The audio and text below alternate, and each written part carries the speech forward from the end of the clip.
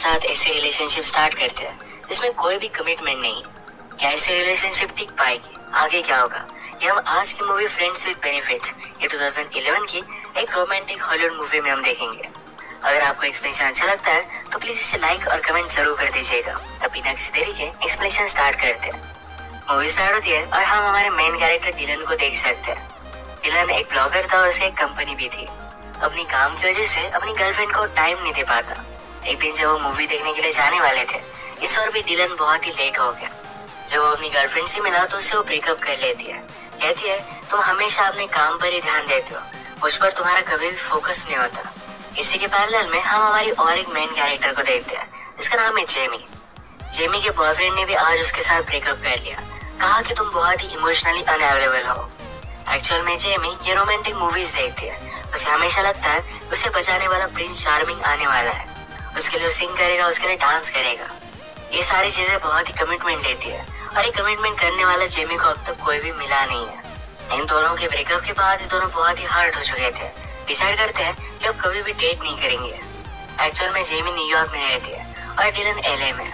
इसके बाद तुरंत नेक्स्ट सीन में हम देखते हैं डिलन एलए से न्यूयॉर्क में आ रहा था। उसे एक अच्छे जॉब की ऑफर आई थी और ये ऑफर जेमी की वजह से आई है। एक्चुअल में जेमी की फ्रीलांसर एचआर कंसल्टेंसी है। जिन भी कंपनी को अच्छे एम्प्लॉयज चाहिए होते हैं, इनका कांटेक्ट उन्हें दे देती है। इसी वजह से जेमी ने डिलन को कांटेक्ट किया था। अब जॉब इंटरव्यू देने के लिए डिलन न्यूयॉर्क में पहुंचा। जेमी वहां उसका वेलकम करने के लिए आई। जेमी को लगता है कि अब डिलन को जीक्यू मैगजीन में काम करने के लिए मिलेगा। ये उसके लिए बहुत ही बड़ी अपॉर्चुनिटी है, पर डिलन को इसका सीरियसनेस नहीं था। उसकी लाइफ बहुत ही अच्छी थी और एलए भी उसे पसंद था। जेमी ने कहा कि न्यूयॉर्क बेस्ट है, तुम्हें ऐसी अपॉर्चुनिटी कभी भी नहीं मिलेगी। इतनी बड़ी कंपनी में काम करना है बहुत बड़ी अपॉर्चुनिटी है। डिलन इंटरव्यू देकर आया और उसे जॉब मिल भी जाता है, पर अभी भी उसे न्यूयॉर्क में रहना है या नहीं, इसे लेकर वो श्योर नहीं था। जेमी ने कहा कि मैं तुम्हें दिखा कर रहूंगी कि न्यूयॉर्क कितना बेस्ट है। वो फिर उसे ब्रुकलिन ब्रिज के पास एक बार में लेकर आए। यहाँ पर डिलन एक सेलिब्रिटी से भी मिलता है और उसे इतना अच्छा नहीं लगा। इसके बाद उसे बहुत ही टॉल बिल्डिंग के ऊपर लेकर आए। जेमी ने कहा कि मैं जब भी अपसेट होती हूँ तो हमेशा यहीं पर आती हूँ। ये उसके लिए बहुत ही ब्यूटीफुल सा एक्सपीरियंस था। डिलन को भी बहुत अच्छा लगता है। डिलन के फादर भी एक बहुत बड़े राइटर थे। ये बात जेमी को पता थी, तो जेमी ने उससे पूछा, तुम यहाँ पर जॉब ले रहे हो, इसके बारे में तुम्हारे फादर क्या कहेंगे? डिलन कहता है, मैं हमेशा लाइफ में जो भी करूँ वो अच्छा ही करूंगा। ये मेरे फादर को हमेशा लगता था, मुझ पर प्राउड होते हैं। इसके बाद जेमी डिलन को टाइम स्क्वायर में लेकर आए। वहाँ पर सब लोग एक सिंक्रोनाइजेशन में डांस करने लगते हैं। जेमी ने कहा, इतनी बड़ी सिटी में लोगों को अकेला न लगे, तो इसलिए सब मिलकर यहाँ डांस करते हैं। उन्हें लगता है कि किसी चीज का वो पार्ट है। ये सारी चीजें देखकर डिलन ने भी डिसाइड कर लिया कि वो न्यूयॉर्क में रहेगा। डिलन ने फिर अपना जॉब ज्वाइन किया। सबके साथ वो बहुत ही फ्रेंडली था। उसका एक नया फ्रेंड बनता है जिसका नाम है टॉम। डिलन के ऑफिस में इस जॉब का कॉन्ट्रैक्ट साइन करवाने के लिए जेमी आई हुई थी। एक 1 ईयर कॉन्ट्रैक्ट है और फिर भी डिलन छोड़कर जा सकता है, पर जेमी कहती है कि ऐसा करना मत। अगर तुम छोड़कर चले गए तो मुझे कोई भी बोनस नहीं मिलेगा। बात करते करते डिलन जेमी से पूछ लेता है, क्या तुम मेरे साथ लंच पर चलोगी? जेमी को लगा कि डिलन उसे डेट पर पूछ रहा है। जेमी कहती है कि पूरी सिटी में सिर्फ मैं ही तुम्हारी फ्रेंड हूँ और अगर हम दोनों डेट करेंगे तो सब बहुत ही वियर्ड हो जाएगा। डिलन कहता है कि ऐसा कुछ भी नहीं था, मैं सिर्फ एज अ फ्रेंड तुम्हें पूछ रहा था। इसके बाद फिर ये दोनों लंच के लिए आए। बातें करते करते अपने प्रीवियस ब्रेकअप के बारे में बात करने लगते हैं। उनके एक्स पार्टनर्स को उनके बारे में क्या लगता था, ये सारी चीजें एक दूसरे को उन्होंने बता दी। ये हमेशा एक दूसरे के साथ बहुत ही ऑनेस्ट रहते हैं, इस वजह से इनकी फ्रेंडशिप स्ट्रांग हो जाती है। जेमी ने कहा कि कल रात मेरे घर पर पार्टी है जहाँ पर तुम और भी फ्रेंड्स बना सकते हो। डिलन भी इस पार्टी में पहुंच गया, बहुत सारे मजे करता है। इसके बाद ये दोनों एक दूसरे से मिलने लग गए थे। एक रात डिलन जेमी के घर पर मूवी देख रहा था। जैसे कि हमें पता है कि जेमी को रोमांटिक मूवीज बहुत ही अच्छी लगती है। डिलन कहता है कि सारी मूवी एक ही टाइप की होती है। इन मूवी में रिलेशनशिप के लिए लोग कितना सब कुछ करते हैं, किसी से प्यार करना इतना कॉम्प्लिकेटेड होना नहीं चाहिए। जेमी भी इस बात से एग्री करती है। कहती है कि आदमी की फिजिकल नीड्स होती है, उसे कंप्लीट करने के लिए हमें इतना सब कुछ नहीं करना चाहिए। डिलन कहता है कि जैसे हम किसी के साथ टेनिस खेलते हैं उसी तरीके से ये भी चीजें होनी चाहिए। दोनों का कंसेप्ट बहुत ही अच्छा लगा, तो डिलन जेमी से पूछता है, क्या तुम्हें टेनिस खेलना है? इसका मतलब है बिना किसी कमिटमेंट के साथ डिलन उसके साथ फिजिकल रिलेशनशिप रखना चाहता था। जेमी कहती कि ऐसा कैसे, क्या हम एक दूसरे से अट्रैक्टेड भी है? इन दोनों ने एक दूसरे को नोटिस किया और रियलाइज करते कि दोनों अट्रैक्टिव है और इसके बाद ये दोनों इंटीमेट हो गए। इन्होंने कसम ली थी कि इनकी रिलेशनशिप सिर्फ फिजिकल रहेगी, कोई भी इमोशंस इन्वॉल्व नहीं होंगे, ये हमेशा अच्छे फ्रेंड्स रहेंगे और कोई भी प्रॉब्लम नहीं आएगा। इस रात के बाद कुछ दिन बीत जाते, दोनों के बीच में जरा ऑकवर्डनेस था। तो एक दिन जेमी डिलन के ऑफिस में आके दोनों ने इस इशू पर बात की। उन्हें लग रहा था कि शायद जो भी हुआ इस वजह से इनकी रिलेशनशिप में ऑकवर्डनेस आ चुका है। डिसाइड करते कि ऐसा फिर से कुछ भी नहीं करेंगे, पर एक दूसरे से दूर रह नहीं पाए और फिर से इंटीमेट हो जाते हैं। एक दिन जब वे साथ थे तभी अचानक से जेमी की मदर आ जाती है। जेमी ने मदर को सिचुएशन समझाए और मदर को ये बात अच्छी लगी। एक्चुअल में जेमी की मदर ने भी कभी भी कमिटमेंट नहीं की थी। उसका डिवोर्स हो जाने के बाद वो कभी भी सेटल नहीं हुई थी, एक जगह पर वो टिकती भी नहीं थी। इसके बाद नेक्स्ट सीन में हम देखते हैं कि डिलन और टॉमी जब हैंग आउट कर रहे थे, तब डिलन ने उसे जब जेमी के बारे में बताया तो टॉमी कहता है कि तुम्हारी रिलेशनशिप कभी भी वर्क नहीं करेगी। लड़कियों का इन सब चीजों को देखने का नजरिया बहुत ही अलग होता है। वो तुमसे कुछ भी कहे पर वो कुछ अलग चीज ही चाहती होगी। अब जरा टाइम गुजर चुका था तो एक दिन जेमी रियलाइज कर दिया उसे फिर से डेट पर जाना है। वो एक सीरियस रिलेशनशिप चाहती थी। डिलन कहता है कि ठीक है, ये अरेंजमेंट तोड़ने के लिए रेडी था। इसके बाद दोनों पार्क में आए और उसने कहा कि मैं उस लड़की को डेट कर सकता हूँ। वहीं पर जाकर उसने डायरेक्टली उससे बात कर ली। बाद में उसे पता चला कि उस लड़की का हस्बैंड और किड्स भी है। जेमी उस पर बहुत हंसती है। उसने वे पार्क में और एक लड़के को नोटिस किया। इस बार जेमी ने जाकर उसे अप्रोच किया। वो एक डॉक्टर था और जेमी उसके साथ डेट पर जाने वाली थी। वो दोनों फर्स्ट डेट पर गए, एक दूसरे को बहुत ही अच्छे लगते हैं। डॉक्टर का नाम था पार्कर और पार्कर को जेमी के साथ उसके घर पर चलना था। और जेमी उसे कहती है कि मेरा एक रूल है, 5 डेट तक मैं किसी को भी घर पर नहीं ले जाती।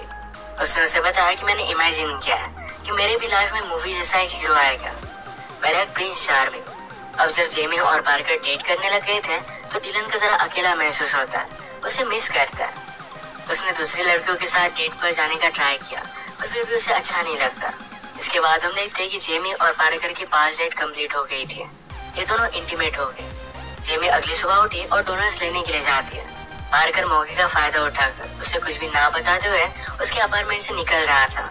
जेमी ने उसे पकड़ लिया तो वो बहाने बनाता है। जेमी बहुत ही हर्ट हो गई। जेमी को बुरा लगा तो पार्कर कहता है जो प्रिंस चार्मिंग तुम्हें अपनी लाइफ में चाहिए वो मैं नहीं हूँ, उसे इतना टाइम और अटेंशन नहीं दे सकता। इसी बात पर उनका ब्रेकअप हो गया। ये सब बात जब जेमी डिलन को बताती है, डिलन कहता है कि उसे भूल जाओ, वो बहुत ही घटिया आदमी था। जेमी को चीयर अप करने के लिए उसे जो पेंटिंग अच्छी लगती थी ये डिलन ने बाय कर ली थी। जेमी को ये पेंटिंग बहुत अच्छी लगी। जब वो घर पर आए तो उसकी मदर अचानक से फिर से चली गई थी। हॉलीडे था तो जेमी और उसकी मदर एक साथ टाइम स्पेंड करने वाले थे। जेमी को बहुत ही बुरा लगता है। डिलन को जब ये बात पता चली तो कहता है तुम मेरे साथ मेरे घर पर आ सकते हो, वैसे भी तुम घर पर बहुत ज्यादा बोर हो जाओगी। उसने डायरेक्टली टिकट बुक कर ले और उसे घर पर लेकर आता है। डिलन के घर पर उसके फादर के साथ उसकी सिस्टर भी रहती है। ये सब एक दूसरे से इंट्रोड्यूस हुए। डिलन के फादर और उसकी सिस्टर एनी को जेमी बहुत अच्छी लगती है। यहाँ में पता चलता है कि डिलन के फादर को अल्जाइमर था, इस वजह से सारी चीजें वो भूल जाते थे। वो बहुत ही ज्यादा एम्बैरेसिंग चीजें करते थे। वो अब जो भी चीजें करते हैं, कभी कभी अपनी पैंट पहनना भी भूल जाते हैं। ये सब चीजें डिलन को जरा अनकंफर्टेबल लगती है, वैसे एम्बैरेस्ड हो जाता है। स्लोली स्लोली जेमी और एनी ये दोनों बॉन्ड करने लग गई थी। रात में जेमी के रूम में डिलन आ गया। उसके साथ ही रात बिताना चाहता था तो जेमी उसे मना कर देती है, तो दोनों वहीं पर हैंग आउट करने लग गए। एक दूसरे के साथ टाइम स्पेंड करने इन्हें बहुत ही अच्छा लगता है। तो डिलन ने कहा तुम मेरी लाइफ में आई, मुझे बहुत अच्छा लगा। जेमी कहती कि तुम भी मेरे लिए बहुत ही स्पेशल हो। ये बात करते करते दूसरे के साथ इंटीमेट हो जाते हैं। रात में जब डिलन जेमी के रूम से बाहर निकलकर अपने रूम में गया तब एनी ने बात नोटिस की थी। अगली रात डिनर करते हुए डिलन के फादर को अचानक से अपनी वाइफ की याद आ गई। उनको ऑलरेडी डिवोर्स हो चुका था तो इस बात से उसके फादर बहुत ही अपसेट हो गए। डिलन को चीज बहुत ही एम्बैरेसिंग लगी थी। इसके बाद नेक्स्ट डे जब डिलन जेमी को सिटी दिखाने के लिए लेकर गया तो हॉलीवुड साइन पर बैठ जाते हैं। डिलन डर रहा था पर जेमी उसे जबरदस्ती लेकर गई। उसे कहती कि तुम्हें अपने फादर को लेकर एम्बैरेस नहीं होना चाहिए। लोगों ने क्या समझते हैं, ये चीज इतनी ज्यादा मैटर नहीं करती। वो तुम्हारे फादर है और तुम्हें उन्हीं नजरों से उन्हें देखना चाहिए।